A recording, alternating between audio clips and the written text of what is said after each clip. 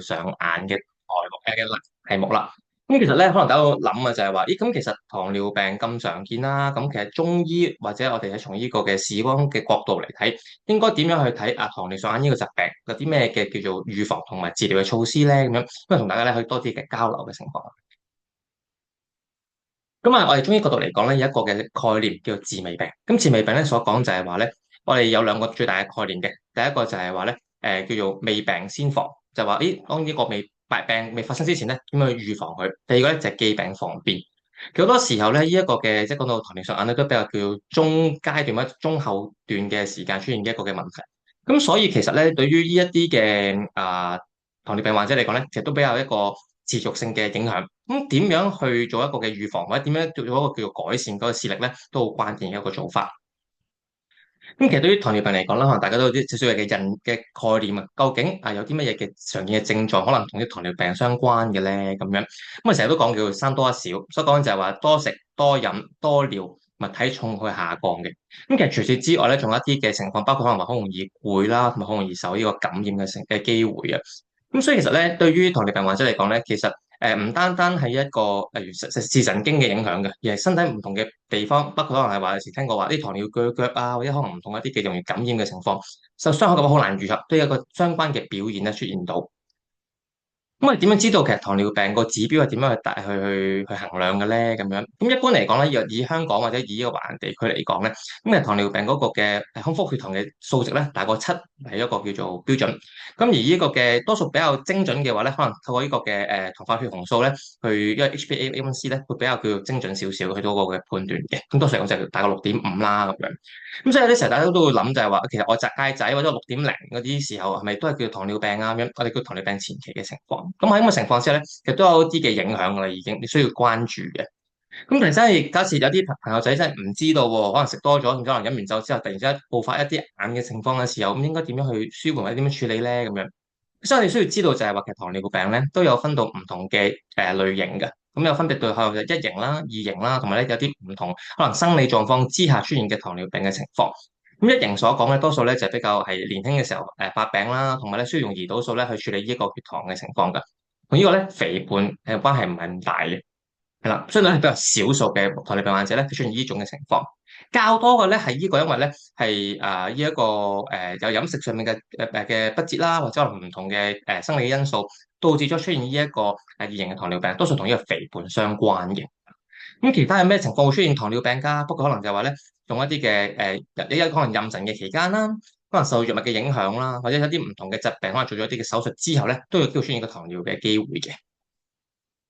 咁其實對中醫角度嚟講啦，點樣認識呢個糖尿病咧？嗰時候相信好多人都睇電視劇啊，都有一啲嘅概念就話糖尿咪就等於燒渴啊咁樣。其實都將呢啲嘢咧，可能要揾啲概念一會煲埋一齊講。咁其實中醫角度嚟講咧，對於好多唔同嘅疾病咧，都要從翻我哋講嘅脾胃去入手去考慮嘅。咩意思咧？咁樣嗱，我哋所講咧，其實脾胃咧嗰個嘅功用咧，就好似我哋所講。成個消化系統啦，好似一個煲仔飯嘅一個嘅概念咁樣㗎。我哋個胃就係個煲，而個脾咧就係把火。咁我哋咧，如果嗰個嘅功能或者嗰個嘅狀態係夠完整、夠完善嘅時候咧，咁啲飯餸咪夠香、夠完整，可以容易被吸收咯。但係如果不幸地，假設個煲有穿窿嘅，又或者可能把火燈芯火咁細嘅，煮生飯煮爛米嘅情況之下咧，所吸收嘅營養啊，或者可以用嘅部分咧就會少咗啦。咁啊，咁嘅情況之下咧，其實就會影響咗我哋所講咧，就係話一個叫做脾濕健運嘅一個表現。嗱，脾濕健運係一個狀態嚟嘅，係可能一個持續性嘅一個嘅範圍出現嘅表現嘅結果，包括可能因為你過食得太多，不論你食得太多又好啦，或者太餓都好啦，可能減肥啲人啦，OK，令到個消化嘅系統佢唔能夠好好地去運作。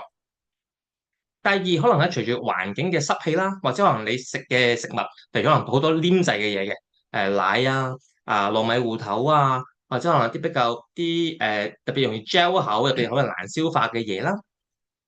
第三，可能咧長期食咗藥都要飲酒啦。本身酒咧，其實係一個我哋叫做第一多糖之外咧，即係本身佢係一個咧比較酒喘性強嘅一種嘅物質嚟嘅。對我哋身體嚟講咧，好容易一啲血氣咧會唔循正常嘅途徑去運作，咁嘅情況之下咧，我哋脾胃就好難去叫一嚟吸收營養之外咧，更加難嘅就係或者點樣控制我哋所以可以吸收嘅營養啊。喺咁嘅情況之下，我哋身體咧嗰個嘅脾嘅運作咧就受一個叫失衡嘅狀況啦。當一個情況之下出現嗰個叫收入同埋支出不相稱，所講就係話，當我哋嗰個嘅脾胃消化到嘅嗰個嘅營養太多，或者可能係叫做唔能夠同我哋叫支出嘅，例如可能透過可能大小二便啦、出汗啦、日常嘅消耗嘅情況之下咧，唔能夠 balance 嘅情況下咧，積聚或者垃圾嘅停滯身體面就比較多啦。咁從而咧，我哋要更加加重咗個脾胃嘅 workload。同埋個點咧，佢唔可以好好地咧，去將我哋所用嘅叫做血氣啊，或者係一啲嘅叫我哋叫水谷精微嘅嘢，被為我哋所使用啊。咁嘅情況之下咧，所有嘅痰濕啊、血瘀咧就會生成㗎咯噃。咁我中醫成日都講一啲唔同嘅術語字眼啦，亦講到一個叫陰虛內熱呢個字眼係點樣理解嘅咧？其實糖尿病患者咧好多時候咧出現一個叫陰虛內熱嘅表現嘅。咁我所講嘅首先解釋咗咩叫陰陽平衡先嗱。睇咗一幅圖嘅中間嘅位置，陰陽平衡所講就話陰分同埋陽氣咧係一個相對一個動態嘅平衡嚟嘅。咩叫陰？咩叫陽咧？咁樣陰咧你可以理解為就身體各處嘅組成啦、結構啦、組織啦，或者一啲體液啦呢啲嘅部分。而陽咧就係你嘅一個原動力啊、你嘅 energy 啊、你嘅體溫嘅控制等等，都係同陽相關嘅。咁一般嚟講，我哋都係會 keep 住咧，都係相對叫穩定嘅表現啦。但係處於一個假設，你係話可能長期捱夜啦。可能你自己思慮好多啦，經歷嗰啲受傷出血嘅情況之下咧，好似右邊個虛火嘅幅圖咁樣啦，陰分受到損傷而唔得到一個足夠嘅叫做補充嘅情況之下咧，就出現一種咧陽唔係特別多，但係會相對比陰分多咗。仲出現一種咧就係話你有一種食慾想去補充呢個血氣，但係無奈身體係處理唔切或者處理唔到喎。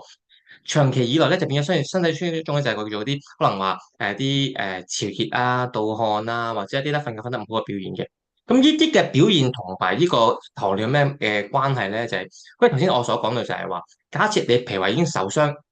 你想補充血氣嗰個嘅能力都冇嘅情況之下咧，久而久之呢個症狀就會加劇，而嗰個陰分陰虛表現咧就更加嚴重。OK，當呢個嘅虛火越嚟越勁，你想越嚟越想食多啲嘢，但你又消化唔到喎。嗰個代謝嘅情況咧，就會一個失衡嘅狀況啦。OK，咁所以你咧多數咧喺從呢一個嘅陰虛嘅角度咧，會處理糖尿病嘅患者咧較多嘅。咁啊，我問到問題就係話啦，咁點解呢一啲陰虛內熱嘅表現影響到隻眼咧？中醫嘅機理係點樣考慮嘅咧？咁樣嗱，我哋有個嘅説法嘅。啊，所講點解係眼叫做一個靈魂之窗，或者我哋都透過眼嘅一個叫神識，知道我哋人嘅精唔精神咧？就係我哋所講一個術語叫做五臟六腑嘅精氣咧，係上注於目嘅。我哋透過咧眼呢個位置咧，係經過我哋唔同臟腑嘅啲嘅精華啦、精微啦，係透過眼咧幫助我哋咧叫做去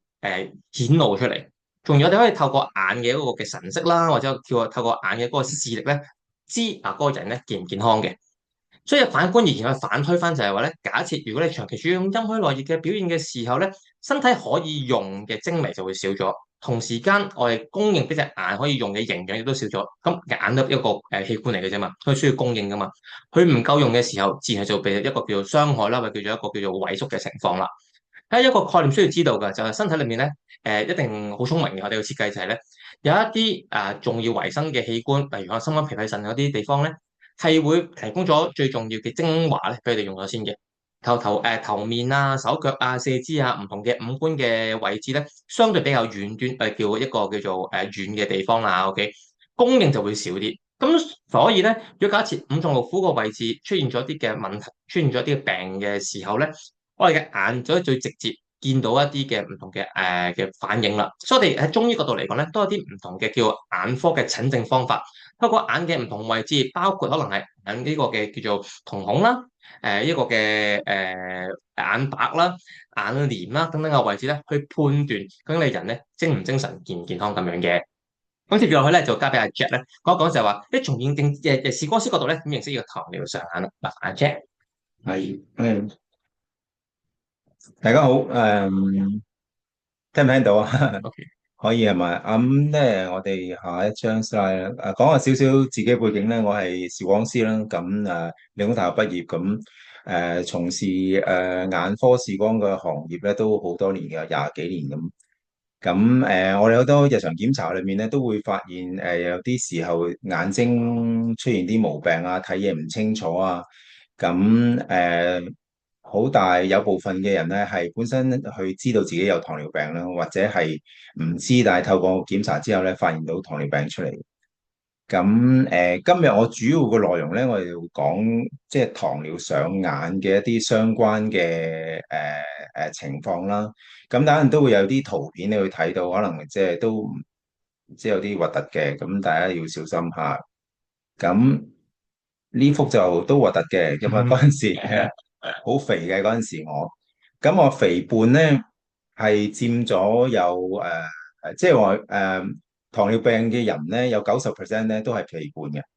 咁但係咧，呢度要分開一型同二型糖尿嘅係完全唔同嘅病嚟嘅。喺中醫又好，喺西醫都好咧，都係唔同嘅病。一型糖尿病嘅人咧，係唔係身體個胰臟咧，係生產胰島素咧係出現咗缺陷嘅。所以佢哋唔夠糖唔夠胰島素。胰島素係一個荷爾蒙咧，去將我哋儲存脂肪嘅。所以嗰啲一型糖尿病嘅朋友咧，係好多時咧都係好瘦削嘅。佢哋如果唔打胰島素咧，佢哋即係 keep 住都係好瘦咁樣嘅。咁佢需要打胰島素先至能夠令到嗰個身體去儲存我哋嘅脂肪啦，身體能夠將我哋食翻嚟嘅即係能量啦，即係我哋講緊 glucose 啊，即係糖分啦，去進入我哋嘅細胞裏面去製造 energy 嘅。二型糖尿病咧就完全唔係呢件事啊！佢哋大部分都好似我之前咁樣肥頭得意咁樣，咁90%嘅人咧都係肥胖嘅。咁而當中所以點解要即係肥胖好大關係，同埋我哋點解要減肥或者係即係 keep 好你嘅體重咧？對於嗰個糖尿上眼又好，對於糖尿病個治療咧都有好大嘅幫助。等一陣我都會有啲研究嘅報告咧，可以話到俾大家聽。嗱，眼球啦，講翻即係眼睛嗰個橫切面啊，眼睛佢哋點解會咩糖尿上眼咧？因為眼球裡面好多微絲嘅血管㗎，咁糖尿病咧就係會影響到嗰啲微絲血管咧係出現問題，糖分好高嘅情況底下咧喺血管裏邊即係流動嘅時候咧就會破壞血管壁啦。容易產生嗰個一啲嘅喺眼睛上面嘅併發症，咁包括係視網膜上邊啦，視網膜就係我哋眼球個底個背部分咧，負責接收嘅一個地方，我哋睇到嘢咧要靠佢，咁又經過嗰個中央嘅位置叫黃斑點咧，就做接收嘅。然之後咧就會經過神經線咧傳遞去嗰個我哋個腦嗰度咁樣，所以如果是但一個地方出現咗毛病咧，咁都可以影響力我哋嘅視力好多。咁最常見嘅包括有視網膜嘅病變啦，關於糖尿病嘅，咁有黃斑點水腫啦，亦都會發現咧糖尿病患者咧佢哋白內障出現嘅比率咧係高好多，或者咧好後生都會需要即係做白內障手術，因為嗰個糖尿影響。另外，亦都有部分嘅人士咧會誘發嗰個青光眼嘅出現咁樣。咁咧，你而家望到個圖咧嘅左邊咧，嗰個係正常嘅眼底嘅圖像嚟嘅。咁中間你見到深深地色咧，嗰個咧就係我哋個黃斑點，就係個中央嘅視力，負責睇中央視力、睇顏色嘅、睇細微嘅嘢都係呢一度做嘅。咁啊，隔離你見到好多微細嘅血管啦，咁樣。而呢一幅圖咧，另一邊你會見到咧一笪笪一啲嘅紅色嗰啲咧係一啲出血嘅樣子嚟嘅。咁有啲白色一點點嗰啲咧係因為嗰個視網膜嘅某啲位置咧，佢哋因為出血啦，佢供應養料咧出現咗毛病，咁變咗咧有啲炎症發生嘅時候咧，就會形成咗一嚿咁嘅白色嘅一啲嘅細胞喺度啦。咁如果佢喺中間咧，就有機會影響個視力嘅。但係如果喺側邊咧，好多時咧，嗰個患者就算好似呢個人咁咧，呢個病人咁咧，佢隻眼你見到好多血啦，佢可能都唔覺得自己睇嘢有好大嘅問題嘅，因為個中央嗰個黃斑區嗰個咧，個即係 involve 嘅位置咧，唔係好多咁樣。咁呢個咧，所以有時有啲病人咧嚟到我哋檢查嘅時候，見到個眼底，哇喺爆晒血，但係咧佢自己覺得冇乜嘢啫，少少蒙咗啦，可能老花深咗啦，咁同我講嘅會。咁實際檢查出嚟咧就唔係淨係老花深咗，而其實咧就係有比較大啲嘅毛病。咁你見到咧，亦都呢一幅圖咧就係一啲視網膜出血點啦，同埋咧一啲滲透物啊，即係一啲嘅沉澱物咧，係透過嗰個微絲血管咧就滲漏咗喺個眼底嗰度。咁呢個咧都係一個眼睛即係話糖尿上眼嘅其中一個併發症會係產生。咁呢個咧就有時候咧會係出現嘅地方咧，就唔係淨係喺個視網膜嘅側邊，佢會喺個視網膜較為中間嘅地方，即是話較接近個黃斑點個位置。咁喺呢個情況發生嘅時候咧，個患者咧或者個病人咧就會覺得睇嘢會明顯地會蒙咗，或者會有睇得唔清楚咁樣。咁我哋去界定佢糖尿上眼，當然可以有唔同嘅階段啦。佢有多有少，有唔同嘅呢啲黃色嘅一笪笪嘅滲透物啦，有唔同嘅出血嘅狀況啦。從而咧就會睇到佢嗰個糖尿上眼個情況有幾衰幾好咁樣。咁呢幅圖咧嗰個滲血嘅位置咧就大啲範圍。你見到咧，左右兩邊咧都有一灘大範圍啲紅色嘅，嗰度係血嚟嘅。而嗰個血咧，嗰個量比較多啦，所以咧就會滲咗落去視網膜前邊咧嗰個叫玻璃體嗰度啊。大家可能即係如果你對眼睛有少少認知咧，有時候我哋個眼球中央個位置咧，即係裡面最大嘅 volume 咧，最大個容量咧，就係我哋個叫玻璃體，嗰係一個透明嘅啫喱狀嘅物質嘅。咁佢本身係黐住個視網膜嘅。咁如果嗰個出血嘅位置喺視網膜度咧，嗰啲血會滲咗落去呢個空間嗰度嘅，咁佢形成咧我哋叫玻璃體積血啦。咁如果佢嗰個人會點咧？會望到一笪嘢就係一個控咁樣咯，可以喺你嘅視線嘅上邊啊、下邊啊咁樣。譬如你見到呢幅圖咧，咪一灘血喺下邊少少嘅，嗰個人咧會見到有個控咧喺上邊有個控咁樣嘅，因為我哋眼睛上下左右係即係倒轉咗嗰個嘅方向嘅，其實咁佢就會有一灘血咁。如果佢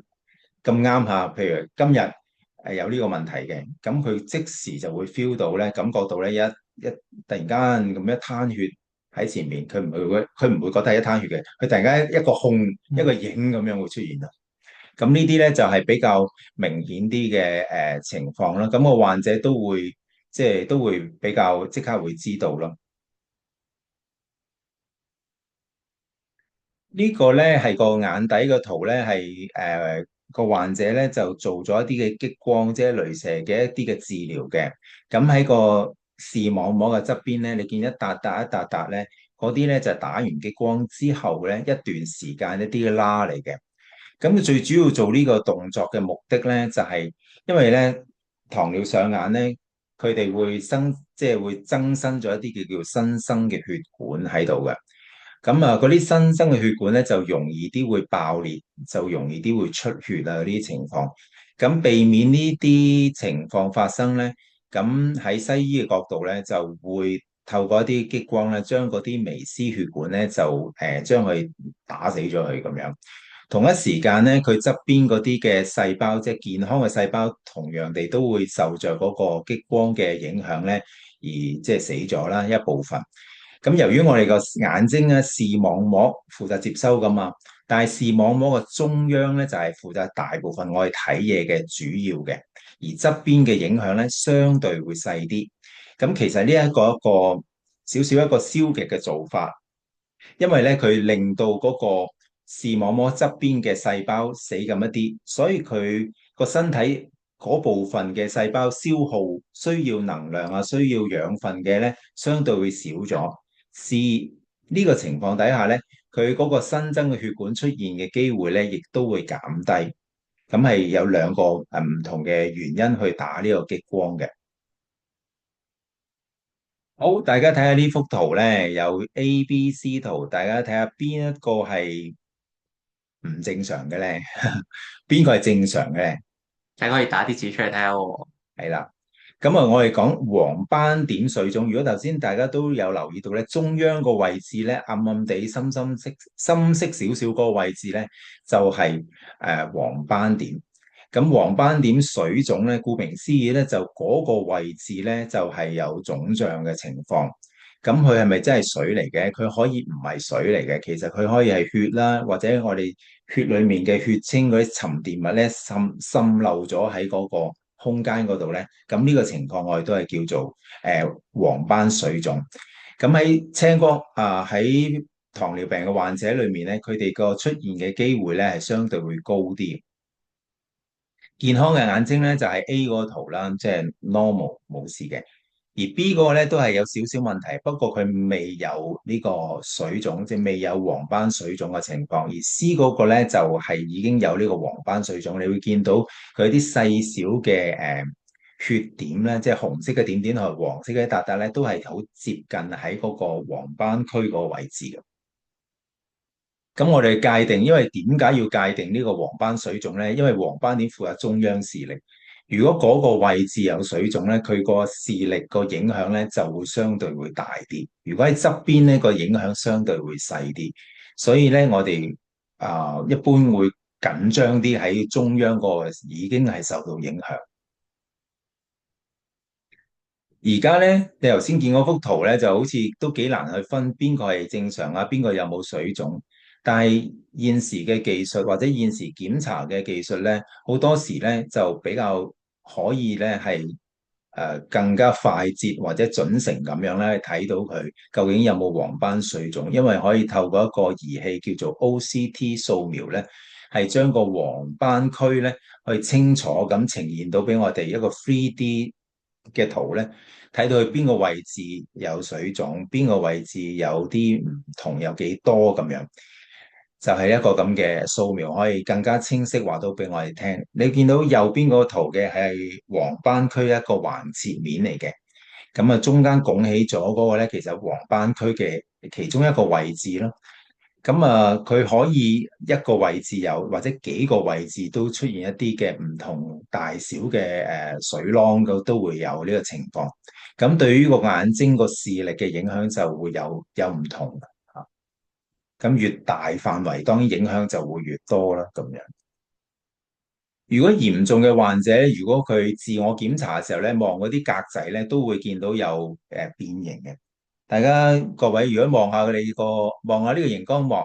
你要做嘅咧好簡單，你就係一隻眼做嘅，單眼做，望住個黑色個點點。咁你要感受下側邊嗰啲格仔嘅圖咧，如果完全正常健康的話咧，你應該望到啲格仔係工整嘅，大細一樣嘅，就冇變形啊、扭曲啊，或者拱起啊、凹起、凸起嘅。如果係有問題嘅朋友咧，有機會咧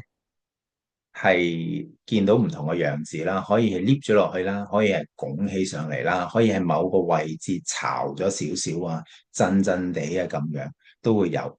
咁一隻眼有事就嗰隻眼有問題啦，另一隻眼有事就會係，所以係單眼做嘅，你唔係兩隻眼一齊望。咁呢個有時我哋都會俾個病人咧攞翻屋企咧，就即係自我檢查嘅。有時候可能你間唔時一個禮拜兩個禮拜自己攞出嚟望下，睇下有冇變，有冇改變。如果有改變，會盡快再翻嚟睇嗰個 OCT，睇下佢個變動係如何啦咁樣。咁呢個咧係簡單嘅一個叫做 MCELR Group 咧，可以自我檢測嘅。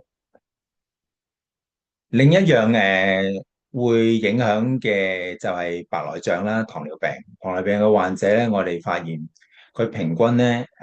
白內障講解少少啦，就白內障係個晶狀體混濁咗啊，即係喺我哋眼珠中間瞳孔嘅後面咧有個 lens 嘅，嗰個就負責做調節啦，睇遠睇近啊，啲光線聚焦咧都係靠嗰個 lens 噶。個 lens 本來應該就係通透噶啦，後生嘅時候，隨着年紀大咧，我哋個 lens 會變黃咗，變少少混濁咗，咁呢個叫白內障。如果糖尿病嘅患者咧，佢哋會早過正常同齡嘅人咧，可能5至8年咧會早咗需要做白內障手術嘅。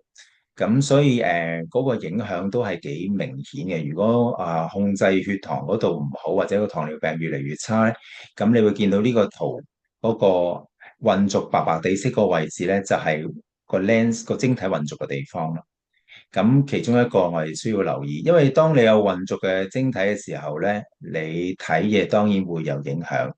如果你係有近視嘅朋友咧，有時候咧，你會喺短啲時間裏面咧，嗰個度數咧有明顯嘅改動嘅，譬如會深咗啲散光啊，有時我會見到有啲人會淺咗啲近視啊，或者深咗啲近視都可以出現嘅。咁所以如果你突然間個度數有大嘅變化咧，有時我哋都會擔心佢有白內障嘅出現咯。咁如果糖尿病嘅患者亦都係，如果又有後面嗰個叫做黃斑點有問題，中間呢個位置個晶體有毛，咁就真係都幾睇嘢好差噶啦咁樣。另一個有機會會令到我哋出現問題嘅咧，就係青光眼。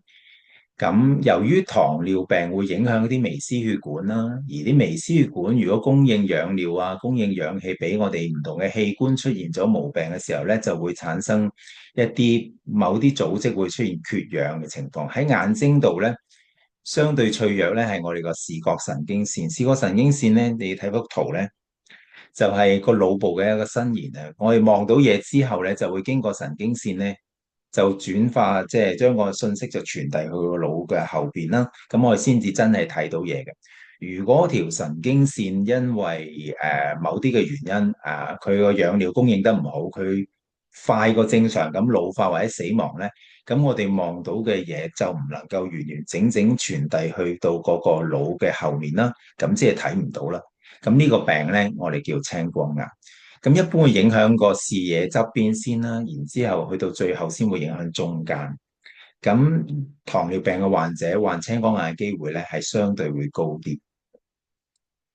一般我哋講緊青光眼咧，分幾類嘅，有啲急性，有啲慢性。咁有機會喺糖尿病嘅併發症裏面咧出現急性都有機會嘅。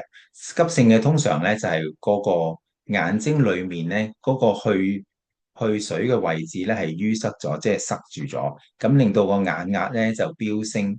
咁正常嘅眼壓大概係喺11度至到21度之間。咁如果突然間佢塞咗咧，可以去到30-40度啊、40-50度咁都得嘅。咁個患者會覺得眼痛啦、脹痛啦、睇嘢就蒙咗啦，有彩虹圈啊各樣嘢。咁呢啲係急性嘅。咁急性喺青光眼嘅病例裏面咧，關糖尿病事嘅咧，其中一個咧就係嗰個叫做喺個虹膜嗰個位置咧出現啲新增嘅血管。呢幅圖咧，你見到中間咪有啲灰灰地色啊，有啲血管，有啲紅紅地色嘅咁樣。呢個患者咧，佢係嗰個虹膜咧有啲新增嘅血管生咗出嚟。咁佢就黐住咗嗰個後面咧個中間個瞳孔，其實係我哋個晶體，即係個 lens。點解講白內障個 lens 嚟噶嘛？佢黐住咗喺度，咁就令到咧嗰個去水嗰個位置咧就谷住咗，咁就變成咧閉角性，即係佢變咗係個眼壓就會好高。同頭先缺氧性我之前講啦，養料供應得唔好咧，就係兩個唔同嘅原因導致相類似嘅情況，就係都係喺青光眼。今次呢個咧就壓壞咗嗰啲神經線啦，因為個眼壓力過高嘅時候咧，嗰啲個神經線都會受損到咯。咁講少少咧，喺西醫嗰度會點樣醫糖尿嘅併發症咧？咁樣咁有幾方面，頭先可能都提過會打激光啦。打激光咧就通常會喺個視網膜嘅側邊去，如果有啲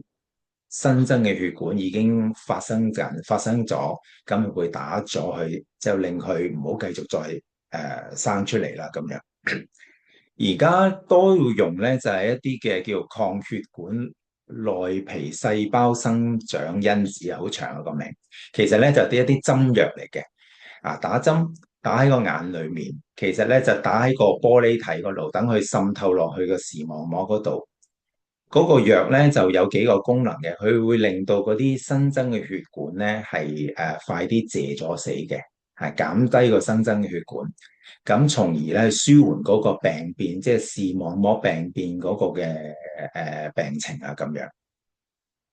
咁呢個藥咧，其實喺黃斑點水腫或者黃斑點病變嘅病人咧，都好常用呢一個藥物咧去做嘅。咁嗱，糖尿病嘅患者會容易產生黃斑水腫啦。咁但係亦都有啲其他嘅人士冇糖尿病，但係有黃斑水腫，都會用呢個針藥咧去針藥咧去做一個治療嘅。咁亦都有另一啲嘅針藥係打類固醇嘅，去減少嗰個炎症啦，同埋減少嗰個黃斑點、黃斑部分嗰個位置嘅水腫咁樣。咁第三就係激光，頭先之前個圖都會提過，減少個出血啦，減少啲血管嗰個增生啦咁樣。第四咧，如果嗰個玻璃體如果出血個位置已經係好大嘅範圍，亦都會考慮咧個玻璃體嘅切除嘅。即係將個成個玻璃體就用手術嘅方法咧，將佢移走咗佢。咁呢啲咧都係一啲常用嘅喺西醫嘅角度咧，會睇呢啲併發症嘅時候咧，會有根據唔同嘅情況咧去做呢啲嘅治療咯。咁呢度咧有個講下係西醫嘅治療，其實關於隻眼睛咧。由於個病係個糖尿病引起噶嘛，係糖尿病嘅併發症。咁當然你去治療個黃斑水腫打針或者係有激光嗰樣嘢，都係一個治標嘅方法嚟嘅。你個根源個 root cause 係乜嘢？個 root cause 係糖尿病啊嘛，係糖尿病二型啊嘛。如果你冇徹底處理到個糖尿病咧，咁其實佢反反复复咧，一樣會再發生嘅。就係呢一刻止咗，有啲血管好咗，但係你個糖尿完全控制唔到嘅時候，佢會繼續再增生。咁所以咧，嗰個即係個治療方案應該要係去翻咧嗰個糖尿病嘅控制，血糖嘅控制。咁大家可能會成日都聽過糖尿病咧要食藥啦，要控制血糖啦。咁好多時咧一食藥咧就斷唔到尾噶啦。嗱，呢個咧都係幾廿年前咧我哋讀書嘅時候咧都係咁教嘅，或者現時部分嘅醫學嘅學生咧都係咁教都未定。但係近呢十幾年咧有好多唔同嘅研究，地區嘅研究咧發現咧糖尿病二型唔係一型係二型糖尿病，即係肥胖，主要係肥胖所產生嘅咧，係可以透過咧飲食嘅方案啦，透過一啲非藥物嘅方案咧，係可以有效咁逆轉嗰個糖尿病嘅。咁我呢個舉個例子，都係好近期喺英國呢個醫學期刊咧，係2023年1月份刊登嘅一個為期8年嘅臨床研究報告嘅。咁佢哋咧就係又係13至到21年期間咧，喺佢哋嘅醫院裏面咧，就 recruit 咗有473個確診二型糖尿病嘅患者啦。咁咧就點樣做咧？佢研究就咁嘅，佢就同個病人，喂，你而家確診糖尿病啦，即係話個 HbA1c 咧係6.5% 以上，咁啊確診係糖尿病。咁啊，同個病人講，喂，你而家咁個解決方案包括可以係食藥啦，有唔同嘅藥物可以降低個血糖嘅，亦都有啲方法可以透過低碳嘅飲食。等陣再講下低碳飲食。不過透過一個飲食就係減少啲糖分嘅攝取，減少啲澱粉質嘅攝取，呢啲咁嘅飲食習慣去改善嘅，咁嗰個病人佢自己揀嘅，咁有186個病人咧，out of 473個病人咧就揀咗用呢個方法，咁亦都有啲人唔揀呢個方法，咁食藥咪食藥咯，不嬲都食藥噶啦。咁發現咧呢一班嘅用呢個方法嘅朋友，嗱呢個係佢自己揀嘅，所以我相信咧佢哋個incentive 咧係相對佢個 motivation 都會高啲。咁佢哋咧就喺一段時間之內咧，佢哋就將佢哋嗰個3個月維持數嚟講，係啦，將一段時間之內咧，佢哋就嗰個糖尿病嗰個情況咧就逆轉咗，即係改善咗，即係變翻佢哋嘅個 HbA1c 咧係連續3個月咧都係低過6.5%，而唔需要用藥嘅。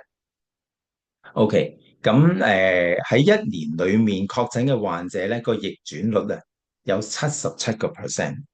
咁啊真係非常之高嘅喎。77%，以前我哋聽或者你間唔時或者而家好流行聽到嘅都係喂冇喎，越食越多噶嘛，點會有逆轉呢件事啊？舒緩唔再加藥，你已經贏咗偷笑啦！你仲而家話可以唔使食藥，跟住就個糖尿又控制到，個血糖又控制到。呢件事咧好似係匪夷所思，但係的而且確人哋已經係做到，而且係 publish 咗一個 well-known 嘅一個journal 咧，即係一啲醫學期刊係登。如果患病長啲時間咧，就真係難啲。咁佢呢個研究佢都話，如果個患者係患病咗15年或以上咧，佢逆轉嘅比例咧，只係20% 嘅病者咧可以做到逆轉呢個動作。但係平均咁計咧，呢186個病人裏面咧，平均下拉勻嚟計咧，唔計佢患病咗幾多年咧，都有51% 咧係可以咧逆轉到呢個糖尿病。咁呢件事咧係非常之鼓舞啊，我覺得，所以大家可以留意下。第二個 share 嘅係香港嘅研究喎，今次咧就衛生署係啦，醫管局嘅做，咁係中大做嘅研究嚟嘅。咁今次嘅做法又點咧？佢哋咧就喺我哋個醫管局嗰個電子病歷嘅系統裏面咧，就 search 啦，好多研究都係咁樣 search 啲舊嘅病歷咧，去揾啲 data 出嚟，咁啊砌下就揾啲有冇啲 insight 出咗嚟嘅咁樣嘅。佢揾咗37000個二型糖尿病嘅新嘅個案，咁咧。今次點咧？今次就透過控制佢哋嘅體重，咁可能佢有啲建議，你可能大家如果有去 HA 或者醫管局睇過醫生，都會知道大概個流程啦，相對應該都好急趕下嘅。And then 可能會有營養師咧，就會約見，會俾啲指引啊，會教你點樣飲食啊，and then 就點樣控制你嘅體重。咁具體內容咧，佢都冇特別講嘅，因為佢都係睇病歷，見到有呢個寫低咗，有呢個病人咧就有呢個體重嘅建議俾佢，體重管理嘅建議俾佢，體重管理。咁佢哋咧就喺呢37000個人咧，就都做到咧，就係可以逆轉到呢個糖尿病，即係話咧緩解咗嘅。英文叫 remission，remission 即係由需要變咗冇事啦，即係有啲講法就叫逆轉咯。就係佢哋嘅呢部分嘅定義咧，就連續2次嘅 follow up 咧，每隔半年嘅 follow up 做抽血檢查咧，都係低過6.5%嗰個 HbA1c。咁只係得6% 嘅病人咧係可以做到呢件事嘅，喺佢個 database 裏面。咁你要睇到人頭先嗰個，如果你記得係77%喎，而家呢個係6%。咁當然唔可以直接比較啦，但係我會睇到係可以逆轉嘅。如果你做啱嘅方法的話咧，係可以令到個病情舒緩嘅。呢度呢個中大個睇到得6%。我好容易都可以理解到佢咁低，其實佢哋嘅病人或者佢呢個病人有俾幾大嘅 effort 去教佢點樣去飲食，點樣去控制體重啊咁樣。咁可能咧，我相信咧，對比頭先嗰個佢自己舉手話要做低碳飲食，要舉手要做其他嘢，嗰個 motivation 嗰班人應該大好多。而呢班人咧，可能個 motivation 冇乜嘅啫喎，可能即係佢講兩句，喂，你要減肥啊你。咁每次翻去都話要減肥，咁但係都冇減到肥，或者減咗少少咁樣，咁就係咁樣，都未定嘅。呢個係其中一個我估計諗到嘅 scenario，即係咁樣。咁而當中咧，如果佢真係減到10%你嘅體重的話咧，佢逆轉個比例咧有成冇減到嗰啲人咧係3倍啊！即係呢個咧都幾犀利，即係所以頭先我係講體重好緊要喎。如果你已係有糖尿病又係肥胖的話，如果你喺減重咗10%，你好大機會咧會即係逆轉個比例咧係高出冇減到重嘅人咧3倍。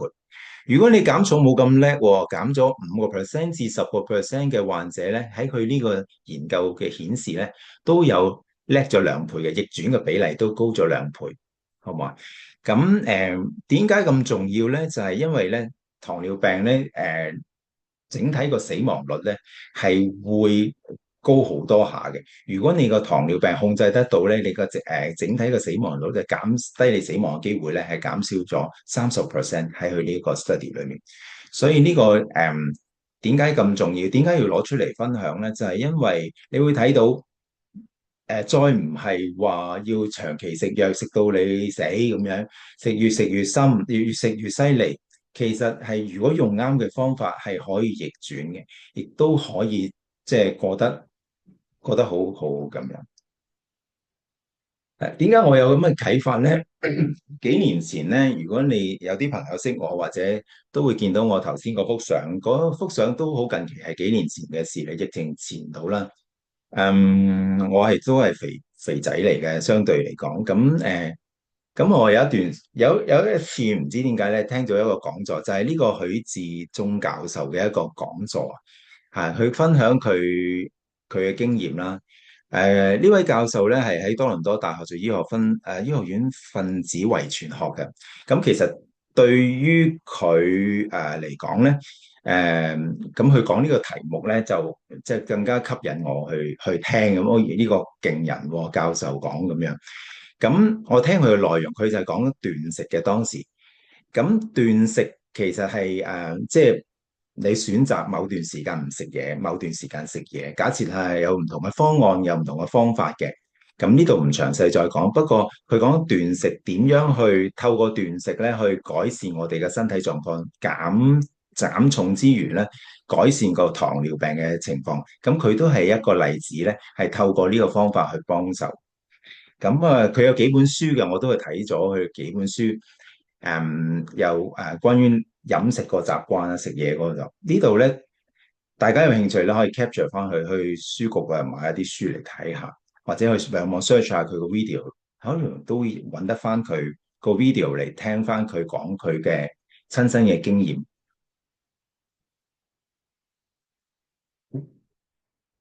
下一個。好，另一個我想 share 嘅一個作者咧，其實就係呢個 Dr. Jason Fung 係一個腎科嘅醫生嘅。咁佢喺佢個 practice 啊，喺佢 practice 啦，喺佢嘅著作裏面咧，佢都做咗好多關於飲食噶啦，關於肥胖啦，關於糖尿病一啲嘅研究嘅。咁本身佢係喺美國讀書讀醫學啦，跟住去咗應該都係多倫多加拿大讀即係做專科嘅執業啦咁樣。咁佢有啲關於斷食嘅書本啦，關於飲食啊糖尿病嘅書本啦，關於肥胖啦，最近佢出咗關於癌症嘅一啲嘅書本咧，都係用啲文字比較簡單，即係我哋唔需要話你讀過醫學嘅人都可以咧係明白得到佢個信息啦，佢個原理係點樣啦咁。咁我嘅分享係咁多啦，咁我祝大家身體健康。大家有咩問題咧，可以打一陣個 Q&A 嘅時間，我哋再睇，好冇？嗰個唔可以。好啊，唔該晒嘅。咁我哋稍後咧會有一個overall 嘅Q&A 時間嘅，等冇走住喎。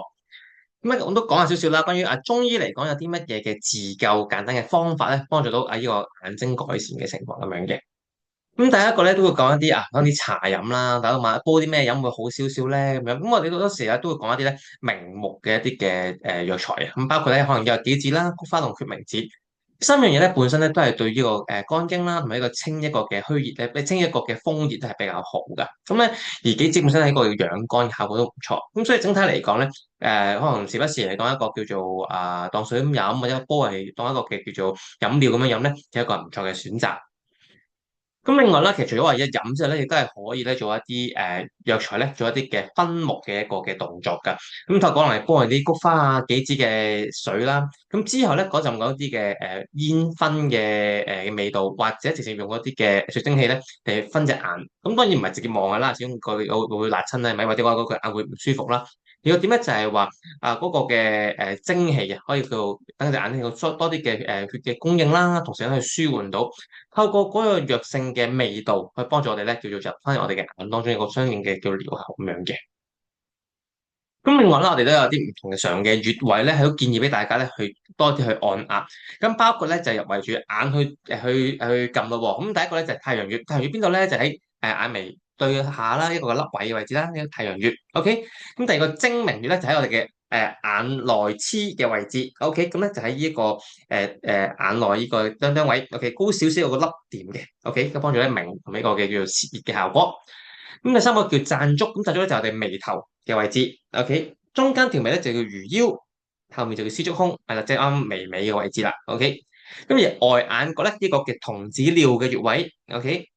眼正落下面下方呢個凹位叫承泣，OK，再下多少少叫四白。咁呢8個穴位咧都係一個好常用，我哋不論可能話有時係啲面部嘅按摩啊，或者有時咧係啲眼嘅舒緩啊，咁做一啲熱敷嚟講咧，都係可以順住呢個次序，由太陽精明手足咁樣一個圈咁樣去做一個嘅動作，去做一個嘅叫做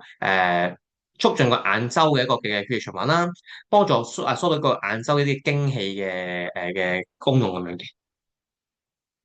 咁除此之外咧，都有啲唔同嘅護眼操咧，都係好建議嘅。咁其實咧，我講緊呢個護眼操咧，除咗係一個養生之外啦，其實養生好多唔同嘅方法，都係透過我哋以前呢一個好出名嘅醫師孫思邈咧一啲嘅養生嘅心法當中咧，去其中同大家講過分享下嘅。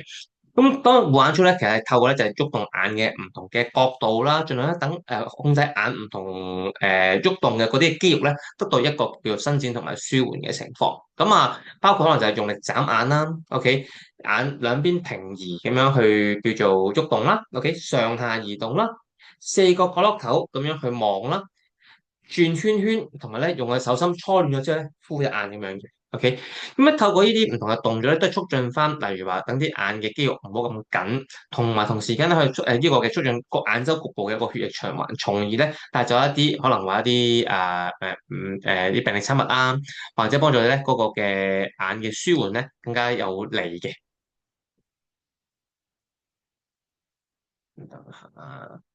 好，咁就唔好話公仔住啊，唔該晒。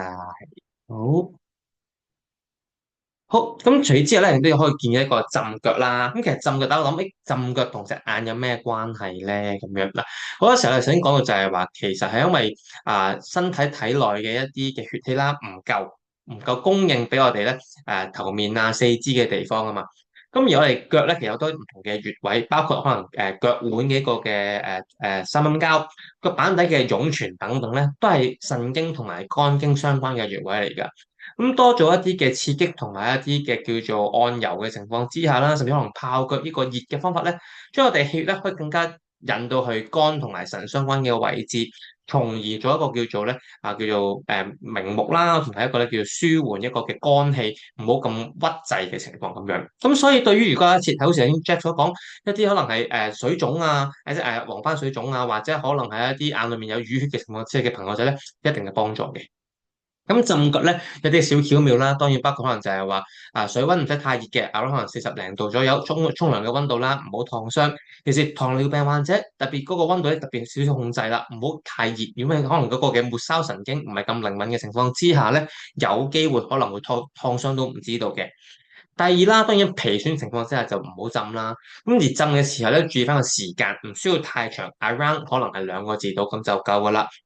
一般嚟講，用普通嘅熱水就已經可以做一個嘅泡腳嘅效果。但如果你話你又想加少少效果，瞓覺瞓得好啲啊，眼會舒服啲嘅咧，不妨可以可能加啲薑、加啲鹽等等，加強促進血液循環咁樣，幫助疏導呢個水腫嘅情況咁樣嘅。當然，其實對於我嚟講咧，休息呢個嘅睡眠嘅狀況咧係非常之重要。OK，咁啊幫助不論係話養肝好、養神都好啦。咁其實瞓覺咧都係一個咧好直接嘅反映究竟我哋咧嗰個血氣可唔可以儲藏得好嘅。點解咁講咧？中醫角度嚟講咧，瞓覺有兩個最大嘅機理。第一就係話血氣可唔可以透過脾胃去叫做生成到。第二個咧就可唔可以咧血氣藏喺肝裡面做一個叫做休養嘅情況。咁所以咧，其實對於呢一個嘅瞓覺，如果瞓得到或者瞓得好嘅話咧，都代表住呢個肝同埋脾嘅工作咧都係 OK。咁所以其實咧，對於平時嚟講啊，如果大家咧即係眼有唔舒服嘅表現嘅情況之下咧，都盡量第一當然就唔好話再係咁勞累啦，用太多嘅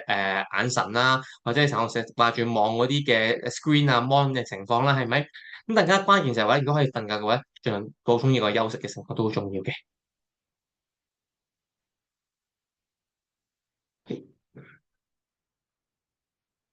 好，最後啦，咁有啲可能話關於心境上面嘅，包括可能就係話盡量咧心境舒暢啲，或者可以嘅話咧多啲出外郊遊，尤其是而家春天嘅時間咧，我哋都係盡量俾肝氣要疏泄啊，俾肝氣一個升發嘅情況嘅一個嘅時段嚟㗎。OK，咁所以我哋咧多啲，例如出去郊遊下、玩下，甚至可能咧或者自己咧放鬆下，身心咧一個好重要嘅一個嘅幫助我哋眼有個舒緩嘅情況。咁有啲預防調節嘅少少嘅心得啦，包括就可能話保持開朗樂觀嘅心情，起居有常不作怒，跟翻4時個養生個規律去做咗個日常嘅調息，飲食有節，就是頭先所講嘅啲可能名目啊，可能加一啲嘅叫做唔同嘅食材咧，去配合翻我哋身體個所需。堅持翻運動，其實咧頭先Jack 講得好好嘅就係話，其實減肥又好，減呢一個嘅食量又好，甚至可能 fasting 都好啦，即係呢個嘅叫節食都好啦，或者呢個叫做斷食都好啦，其實係要配合埋適當嘅運動。等頭先所講個收入同埋支出不相稱嘅情況之下，盡量等個 output 大翻啲，從而咧等你嗰個嘅身體咧消耗同埋吸收咧唔會太大嘅落差。OK，身體有個空間俾你去做一個吸收同埋空間有個叫抌翻啲垃圾走嘅情況之下咧，自然嗰個嘅例如話眼嘅問題好，甚至可能係體重上面啊、血糖嘅情況之下都得到改善嘅。